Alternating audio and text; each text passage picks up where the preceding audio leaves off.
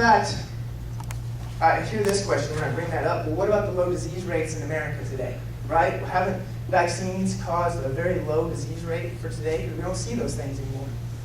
Well, no, actually. This is not even debatable. If you ask any scientist out there, one of the major reasons we don't have disease today is because of increases in sanitation and hygiene.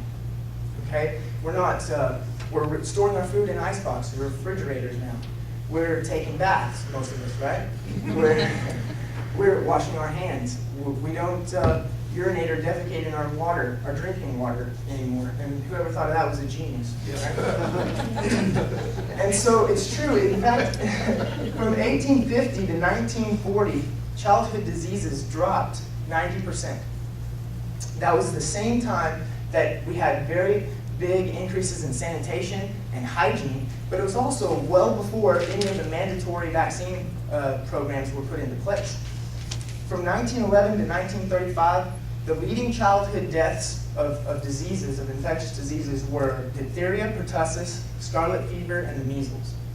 Okay, but by 1945, the combined death from all of those, had dropped to 95%. And so that was well before any mass vaccination programs were in place either. So we had this huge drop in disease when we began to have better sanitation and better hygiene and better diet, those types of things. So what about the polio vaccine, right? I mean, didn't the Salk vaccine, that was the major vaccine for polio, didn't that eradicate polio? That's a big question. Well, when I got to look in 6 New England states, actually reported an increase in polio the first year after the Salk vaccine was introduced. Let's see, Vermont doubled the amount of polio cases. Wisconsin had 5 times the amount of polio cases after that introduction. Massachusetts increased 642% of their cases of polio after the vaccine was introduced. And Idaho and Utah actually stopped all vaccination because of increases in polio and death rates were going up. Polio went down in the US and went down in Europe in the exact same time. But many countries in Europe never got the polio vaccine.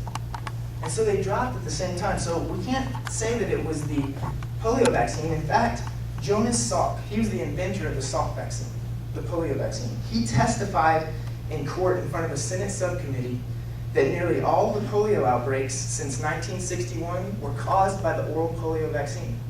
Isn't that interesting? In fact, just recently, well, I say recently, within the last decade, the World Health Organization put out a statement, and it said that disease rates and death rates in third world countries have no correlation with vaccines or medical treatment, but they're very closely related to the standard of hygiene and diet in those countries. So, but the question is, how could vaccines not work? You know, that's crazy. That's ridiculous. And so, most people think they're based on scientific proof. But let's take a look at that. The theory behind vaccines, the whole theory, is that if I inject a vaccine in a human body, the human body will create what we call antibodies to that disease. And then they'll be immune to that disease. Well, it's actually not clear that antibodies cause you to be immune to a disease, because when you actually get a real disease and you get over it, your body goes through thousands of different reactions besides just making antibodies. Several organ systems are used, and there's a very complicated network of events that happen for you to get actual immunity. And so, in fact, there are kids that they have what is called the A Quadrant Anemia. And what that means is they can't produce antibodies. But yet they still get over diseases at the same speed as someone who does produce antibodies. Okay? Now they do have a little bit of problems, obviously, because of that. But it's not, it questions the case of antibodies and immunity. In fact, many studies show that people who were completely resistant to a disease had very low numbers of antibodies. But somebody who was very sick had high numbers of antibodies, and they still got sick. So these theories, another theory is herd immunity. They want you to think that if enough people in a population become vaccinated, then there's protection over the whole population. But we just saw in many very documented cases where 100% of the people were vaccinated, and they still got a huge outbreak there. And so herd immunity, that theory, is not true either. The next theory is a one-size-fits-all, and that was what I was talking about, is they say that every dose is the same for every person. Doesn't matter if you're a little baby, doesn't matter if you're a 200-pound man, you're getting the same dose and expected that that dose is going to have the exact same reaction. Okay? That's the other theory, is that everyone will have the same reaction, no matter your race, your culture, your diet, your genetic makeup.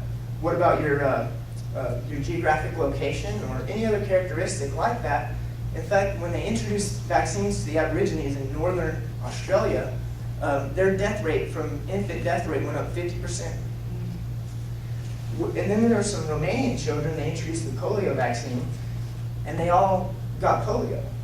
And so, in fact, they even found they were 182 times as likely to get polio if they were given antibiotics after a vaccine. So antibiotics lower your immune system, and they were more susceptible to it. But one of the things that people say, even though all of those facts may be true, they say, well, I've had vaccines and I'm fine, so it doesn't really matter, right? Or maybe my kids had a few and they were fine when they had them, so, you know, what's the big deal? Well, there's actually some documented long-term side effects.